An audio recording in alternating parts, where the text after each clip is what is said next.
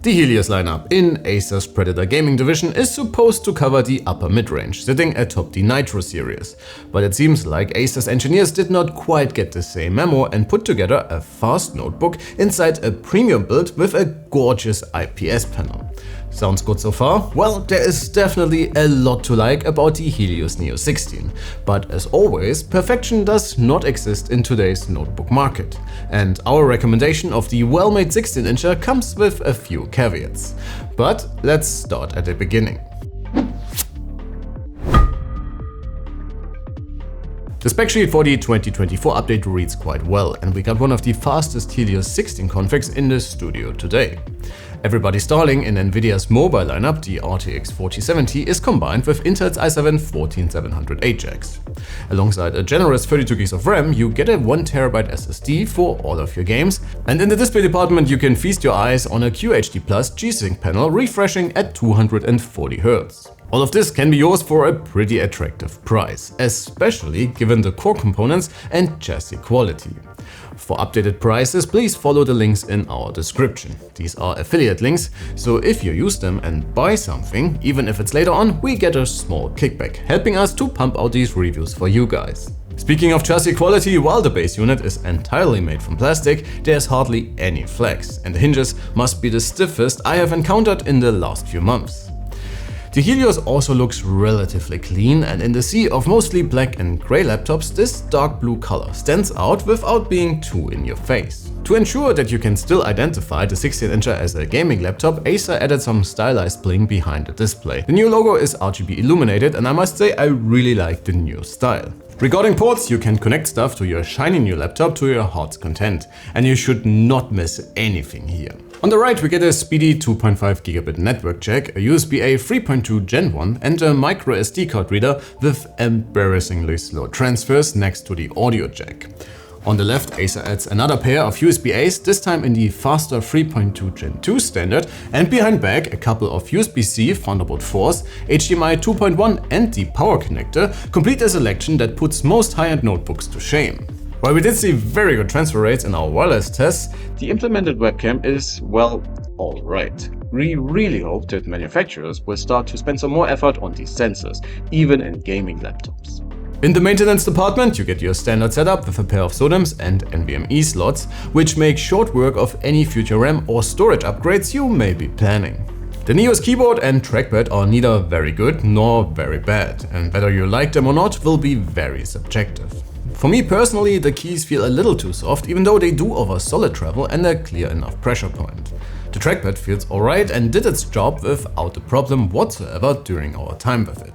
Unless you're looking for an OLED or a fancy mini LED panel or need pre-calibrated color profiles for your content creation workflows, the 16-inch 240Hz display is as good as it gets when it comes to IPS panels. With over 500 nits of brightness, typical contrast, wide color gamut coverage, and even decent factory calibration, Acer offers a lot to like here.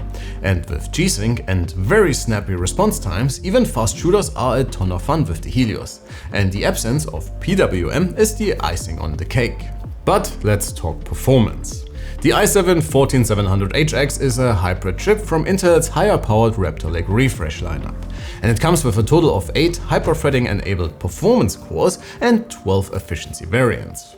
During peak load, it consumes up to roughly 160 watts, while it levels out at around 95 watts in the Neo's performance mode, which we used for most of our testing. But despite the pretty generous power levels, the Helios only delivers average results in this upper mid-range class of devices and cannot really set itself apart, while still offering more than enough pure CPU grunt for almost all daily tasks or all of your gaming needs. System performance is in line with the competition though, and even subjectively, the Helios Neo 16 is a very snappy system, helped by the fast SSD that can keep up its excellent transfer rates without throttling even during our torture tests. In the GPU department, the 16-incher offers once more no surprises, and the RTX 4070, running at its max TGP of 140 watts, delivers the numbers you should expect from Nvidia's mid-ranger. In our 1080p gaming rating, the Predator cannot quite top our charts, but it is pretty close, which is a good sign if you are hunting for a lot of frames in faster games, when CPU and GPU are equally pushed to their limits. Recent games are not a real problem for the chunky 16-incher as well, even though you might drop below 60 FPS in the display's native QHD resolution in very demanding games. But as we showed you guys in our recent F1 2024 performance overview, taking advantage of DLSS and frame generation, if your game support it, will get you a smooth experience in almost all modern games. Well, all of this sounds pretty good so far, doesn't it? Well, it definitely does, but we still have to talk about fan noise and battery life. And regardless of the chosen performance profile, you will almost always hear the fans in the Neo 16. And even the slightest peak and load will make them spin up, and sometimes even quite significantly. Under load, you will get a similar experience as with most competitors, and we would strongly recommend staying away from the turbo mode, since the added fan noise does not really correlate with any performance gain.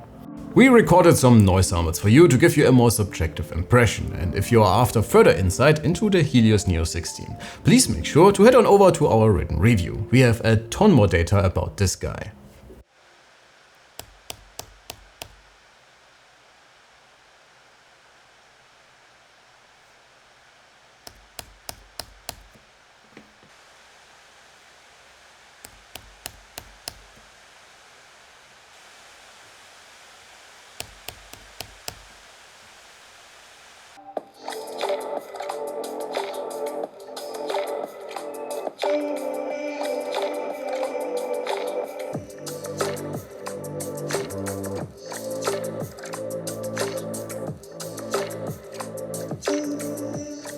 Battery life is equally disappointing. It's not like we are expecting all-day battery life from an Intel HX equipped gaming notebook, but the competition shows that it can indeed be done.